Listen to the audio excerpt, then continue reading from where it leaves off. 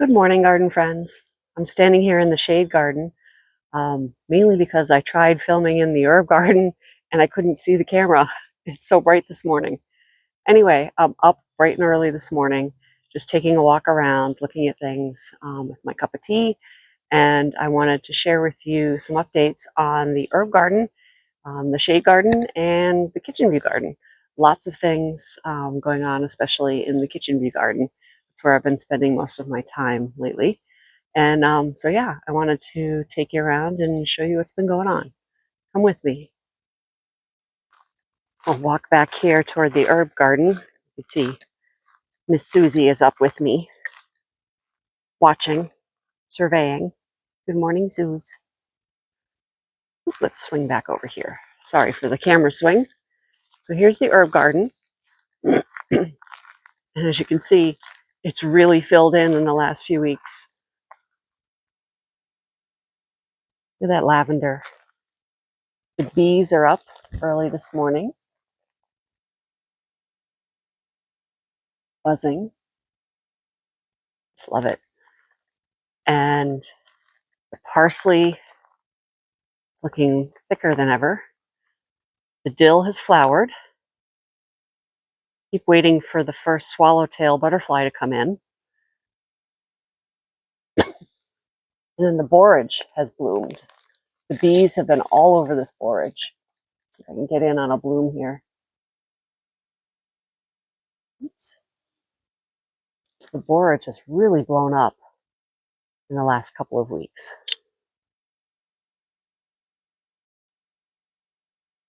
My one lone container is still going strong, and the little zinnias are blooming their heads off here. I love it.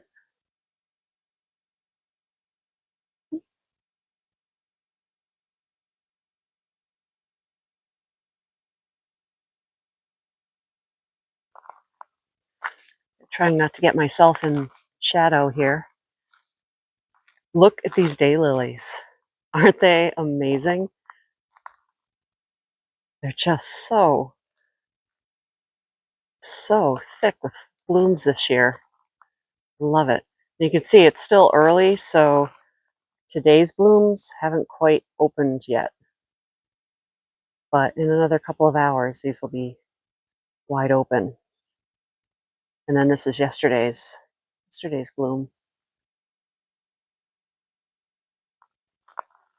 So yeah, looking at the herb garden up the path here, you can see that the oregano and the marjoram are still going a little bit crazy. And in a little while, I think it's still too early for like the honeybees in particular, but these will just be vibrating with pollinators.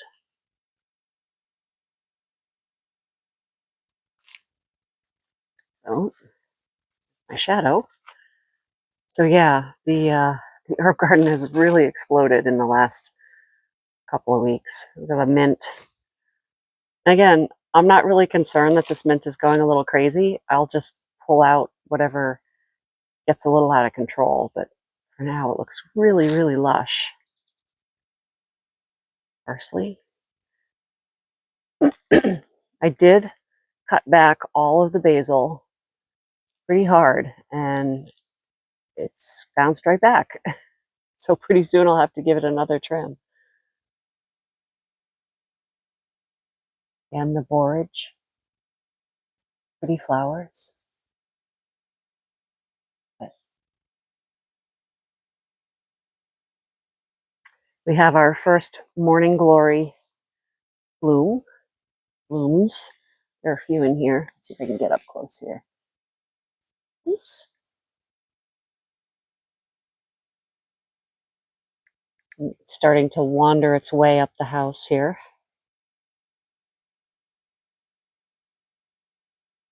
Swing around. It's hard to see with this bright sunlight this morning. Lemon balm is going crazy.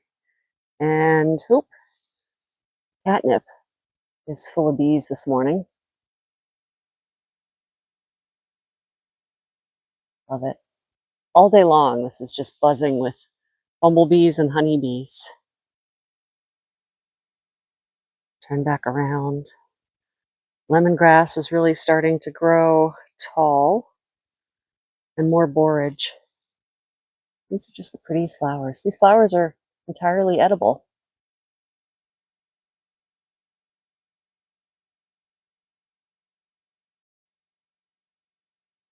So yeah, I'm pretty happy with the way the herb garden has turned out this year, with a lot less chaos and a lot more herbs.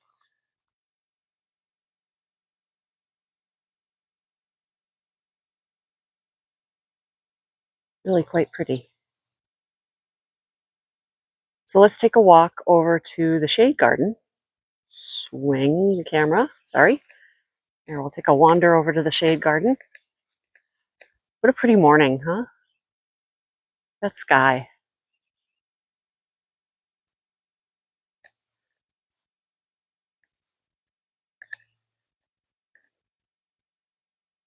So here at the end of the garden, I love this combination. Every year, I'm enjoying this.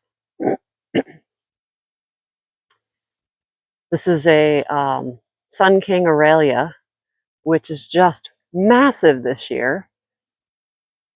And I'm just gonna swing over here and show you another Sun King Aurelia. It's in just a slightly different position, and it's like half the size. Of course, this one is directly under the maple tree, so that may be part of the reason. It doesn't get quite as much sun, and it's probably competing with the maple for some nutrients and water. Let's go back over here. Anyway, this Sun King is just massive this year. And then these little hostas, I don't know the variety name. I got them from a friend, blooming their little heads off. Swing over here in the shade. Just so pretty. So the shade garden is really filled in, and I love it. It's just so peaceful in here.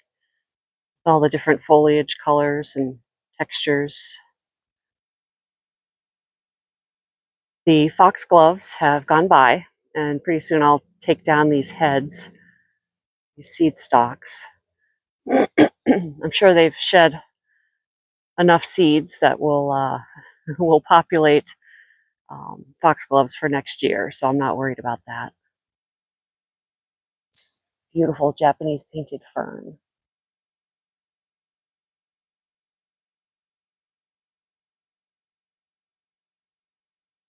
I did add a couple of tiarellas yesterday, actually, and already, look at that. Somebody's been digging. Life in the country. So yeah, pretty. My little miniature Solomon seal. I actually ripped out a whole bunch of this sweet woodruff, which I had originally placed in this area as kind of a placeholder, because the sweet woodruff had spread all through this area and into the miniature Solomon seal, and we can't have that.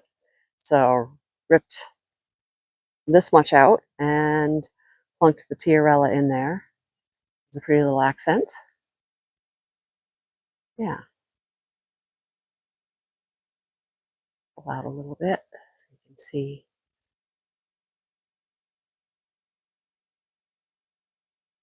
These hostas are so lush this year. We've had so much water early in the spring. The hostas were just loving it. And there's another one that's a much later bloomer. Again, I don't know the name. I know I'm going to offend a lot of hosta aficionados, but I don't keep track of what hostas I have. Yeah. And this little pathway actually is shaped up really, really nicely, considering it's hiding these ugly propane tanks. The Hakanakloa and the ajuga. Another little patch of ajuga over there. Really quite pretty.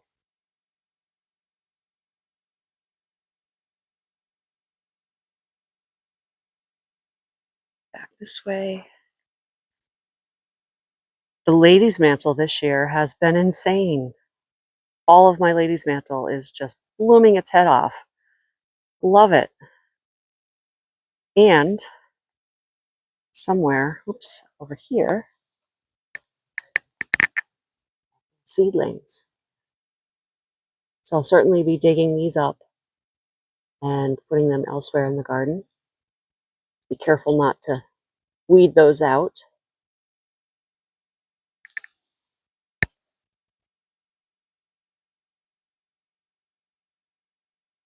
This hosta is just out of control. Look at the size of these blooms. Now, I know a lot of people cut the blooms off their hostas because they think that it disturbs sort of the layout of the foliage, the effect of the foliage, and I get it. But here, the bumblebees and the hummingbirds love the hosta flowers.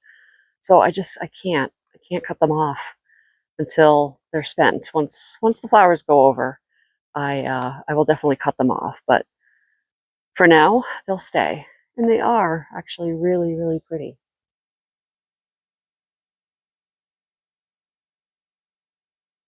So one addition that I've been working on, not quite done yet, is the installation of some of these slate pieces that are actually found here, left by the previous homeowner. We've had a lot of water runoff off the patio, and it's washed out the wood chips multiple times. A lot of water. We've had a lot of rain this spring. And so I'm installing a few of these to break up the water flow as it comes out over on the wood chips. And hopefully that'll work. All right, Annabelle. It's the original Annabelle, and she's flopped quite a bit, as Annabelles do.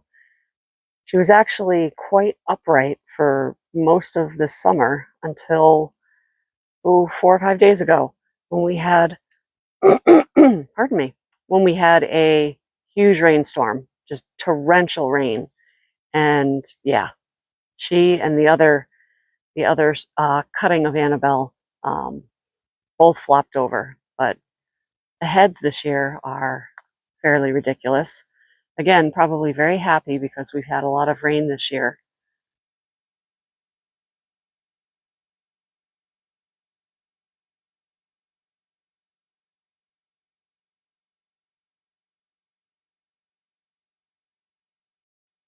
All right, so moving on from Annabelle, you'll notice this whole area here leading to the patio looks a bit different, and that's because it's entirely different. In previous videos, you might have seen me talk about this section here that was all overgrown with Solomon seal, ferns, and some hostas. Just too overgrown. Couldn't see the wall anymore, and I didn't like the look. So I ripped it all out. I put some of the Solomon seal over in this bed here, as well as some of the ferns. And this will grow together in a big mass of Solomon seal and ferns in the shade, which I think it's a better spot for it. And then I completely redid this bed and threw in some interesting things. Let me come back here so you get a better view of it. So now the Annabelle is the same, and she's now being held up by rebar and twine because she flopped massively in the last rainstorm. So, but look at the size of these heads. They are just enormous this year. Love it.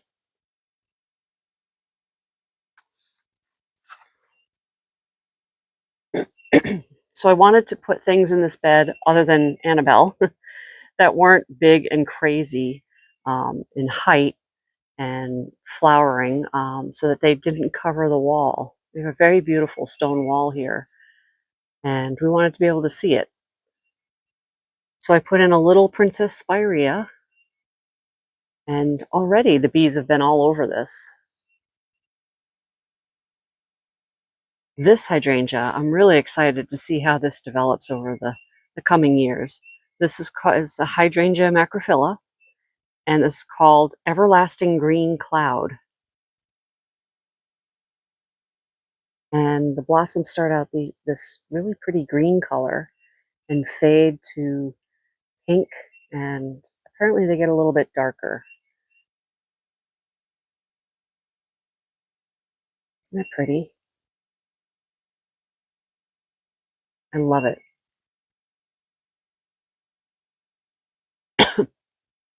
On either end, I put in a couple of geranium Boom Chocolata. These actually need to be cut back. Most of the blooms are spent, but I have these gorgeous blooms, and then beautiful sort of chocolatey looking foliage. Tucked in a little ajuga there as an accent.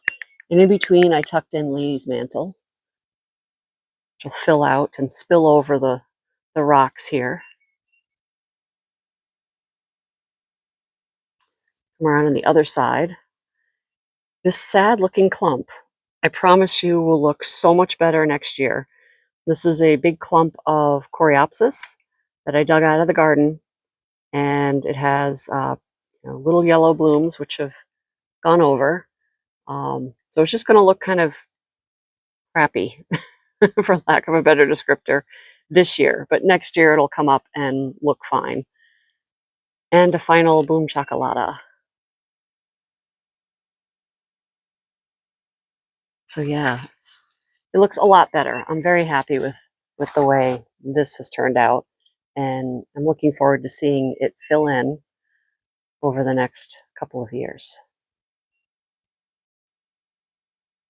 Looking up from Annabelle and the lower part of the kitchen view garden, it may not be as visible in this bright sun, but I've done a lot of work up at the top here. You see these daylilies on the end. These were planted last year, and they're looking really nice. I put the daylilies along the edge of this wall so I could see them, but also to help hold the soil um, along this wall edge. We do have quite a bit of water that comes down off the hill, and so I've tried to create little breaks in the flow of water. And this last sort of break, I envisioned as a thick tangle of daylily roots that hold the soil really well up against the wall. I hadn't finished the run of daylilies along this wall, so that's what I've been working on the last week or so. And these are looking fairly beat up. They were unceremoniously yanked out of their beds in the pollinator garden and stuck in here. But basically it's a mix of the same salmon pinks, yellows, and then there's this one that's actually sort of yellow and mauve striped, just opening here. See this one up here a little better. But also lemony yellow, and then the salmon pink ones, similar to the ones out front. And there's also a peachy one, I don't think is quite open, in the middle there, peachy colored. So anyway, next year, this will all fill in and be a mass of brightly colored daylilies. Can't wait to see that. Oh, here's the hummingbird. So a quick shot over the pollinator garden. If you don't squint, it actually looks really, really lush right now and full of flowers. Lots and lots of bee balm. We're not going to spend much time there today, though. So I have been working on this staircase, getting the stairs cleaned up and filling the crevices with these hens and chicks. He's cute. and sedums and creeping thyme. Up here, I actually just installed some creeping thyme into these stones here. So eventually this will all kind of fill in. And dug out this side of the staircase and installed more Nepeta, the same variety that is over here, which off the top of my head, I cannot remember which it is. I started it from seed. I'll try to find that. One of the reasons I wanted to get out and film today is because I didn't want to miss these adorable drumstick alliums. They're almost over, actually. You can see them starting to form seeds. But I planted a bunch of these last year in the fall, and I love them. I've always loved these and always wanted to have them in my garden. There we go. So next year, I'm definitely going to plant more. Let me see if I can get a better view down here without tripping. Oops, there we go. So you can see the drumstick allium sort of poking out, kind of hovering over everything. Imagine many, many more of these sticking out over the garden next spring. Love it. Let's come back up the stairs here. I'll show you the next big thing that's happened.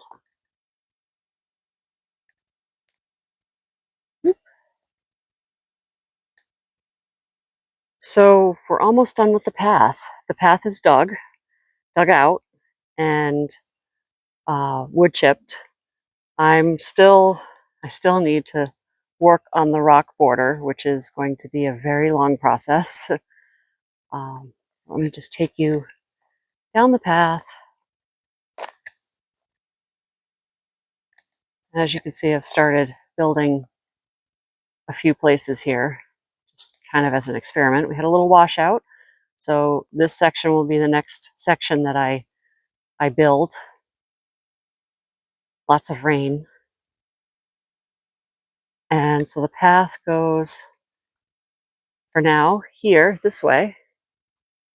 Oop, my shadow goes along the base of this hill. And yeah, still have to work on getting the rocks installed. As you can see, started working on it there.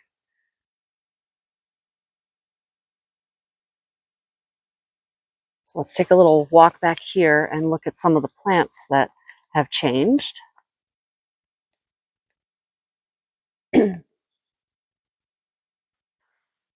Let's see, we'll start down here. I installed this, it's a rhododendron called Black Hat. And apparently the leaves in the fall and in the winter turn really dark. So I love that idea. So I had to have it. It's not your usual rhododendron.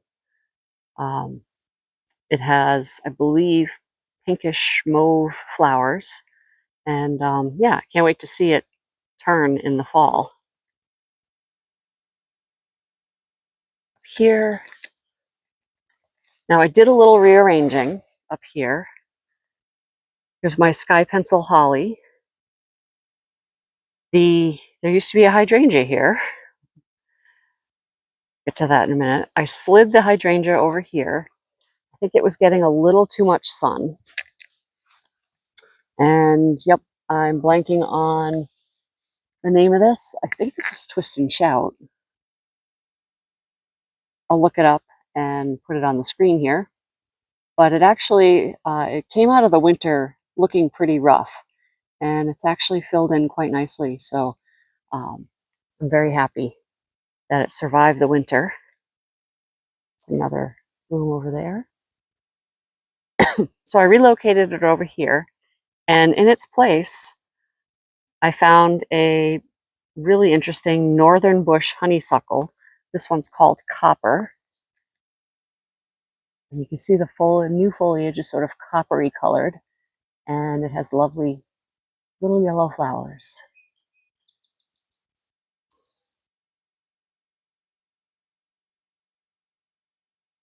In front of the hydrangea in its new spot, I planted a couple of geranium macarizum, and this is, what is it, Ingerson's variety. So it has pink flowers. They're looking a little rough. They were just planted, but they do spread quite a bit, and so I'm hoping it fills in this whole area in front of the hydrangea. It'll look really pretty. Now, the hydrangea spot used to be the Coast Leucothi. I don't know how you pronounce that. Leucothi. I'll put the name on the screen below. But I moved it over here on this corner where it's going to get a whole lot more shade. And actually already it's responded. It was looking really toasted and unhappy. So I moved it here, and already you can see there's new growth. It's actually darkening up a little bit. So I think I made the right move. It's going to live here on the corner of this slope, this barn slope. And hopefully it'll be a lot happier. Once I fill the rest of this, well, 2/3 of this barn slope in with these daylilies, down along the bottom here, I'm going to add, something more interesting than daylilies. And in this section here, which is in shade most of the day, I will probably put in some lady's mantle and some carex. And then I haven't really decided what I'm going to do further down here. But let me take you this way to show you the other latest addition.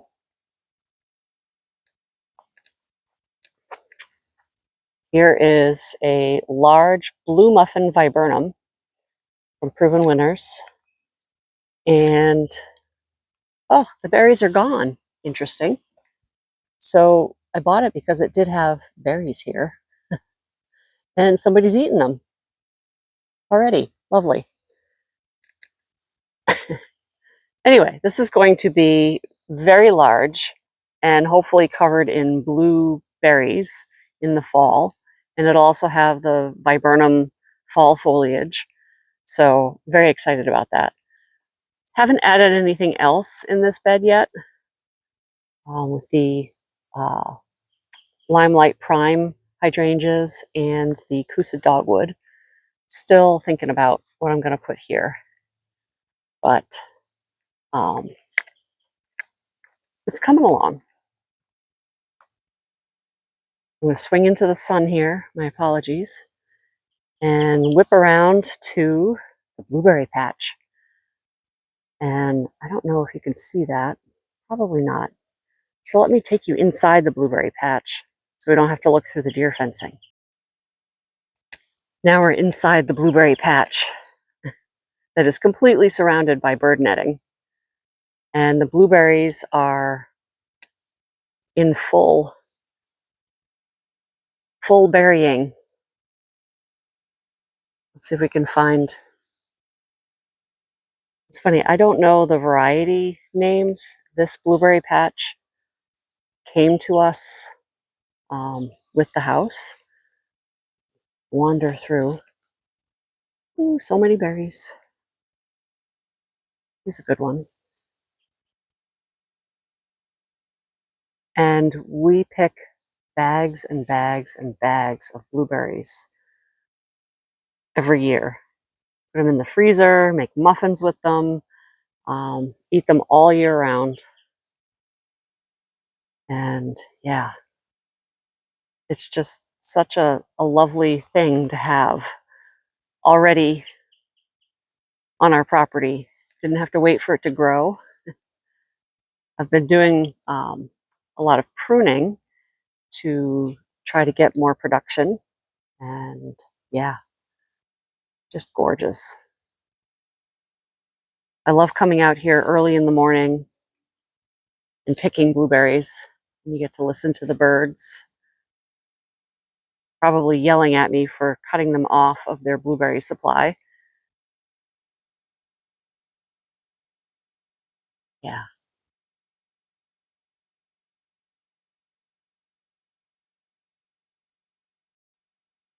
All right, we'll come out of the blueberry patch and back down the pathway.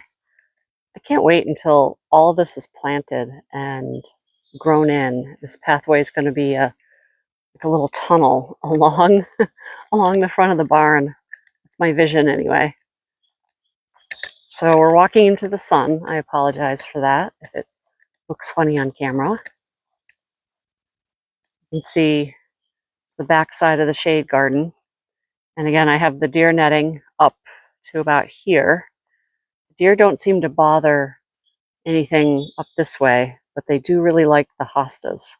And as you can see, did a little bit of damage down there. But I've got some astilbes blooming and Cimicifuga, which has one bloom there. Oh, another one here. They got nipped a little bit by the deer, so I think the blooms are going to be limited this year. Some more ladies' mantle that I just planted last year. They were little tiny things, and yeah, they're looking great. Runnera. The foxgloves were gorgeous this year, and they've gone to seed, so I'll cut those stalks down pretty soon. There's a little bit more to show you in this kitchen view garden. Come back up here. So beyond the honeysuckle and the sky pencil holly, I threw in some perennials more to just fill the space, and they may not end up staying here. I haven't decided yet, but I've got some yellow prairie coneflowers, some sweet yellow coneflowers. I'll put the proper name on the screen here. I didn't bring my list. And then some Paradiso tall mix echinaceas. I think they're echinaceas, yeah. So there'll be a variety of different colored coneflowers. There's only one bloom there. I've actually got some in the vegetable garden, that perennial holding row, that are in bloom right now. And it's probably 5 or 6 different colors. So I may bring those up here and just create a big mass. But the great thing about perennials is you can move them around pretty easily. And then I have a patch of Coreopsis. All of these I grew from seed.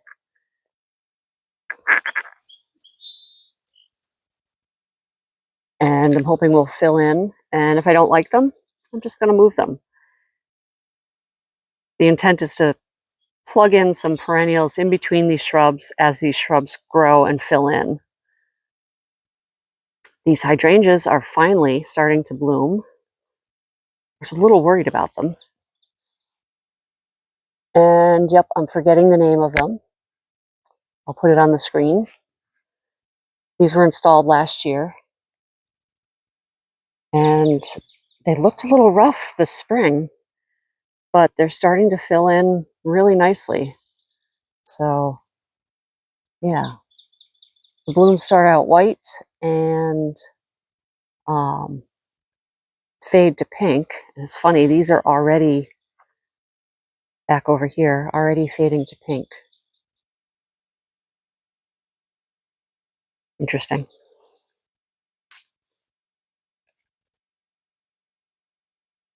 So I did add 2 boxwood here. These are boxwood green velvet. Get out of the way here. I had them tucked in this bed, but decided that I'm going to do a border of boxwood on either side of the path right here. Problem is, of course, I can't find this size green velvet boxwood at the, I think I got these at Home Depot, believe it or not, and in the fall. So they're not in stock right now. So I'm gonna have to go back and get like 5 more to match this side.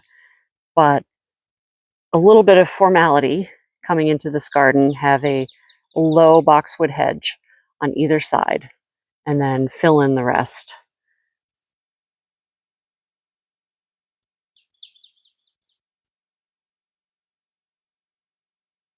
Still have a lot of work to do in here. Need to complete the mulching once I get the shrubs in. And this fall, actually, I plan to transplant some peonies into this bed. But I won't do that until fall. So yeah, this whole area is really starting to come together. A lot more work to do, but I'm feeling pretty good about it.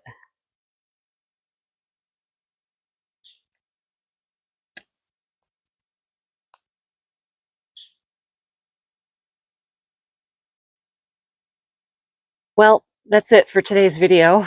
I'm gonna spend a few minutes here sitting in the shade garden with my cup of tea and listening to the birds sing, just enjoying the cool morning air. We've had a lot of hot weather, hot, muggy weather lately. And today, this morning, is just so nice and crisp and cool, and I'm loving it. Hopefully, we'll have more of this weather this summer. It's been pretty brutally hot. Anyway, thank you for joining me. I hope you enjoyed this video, and I look forward to seeing you in the next one. Take care. Bye.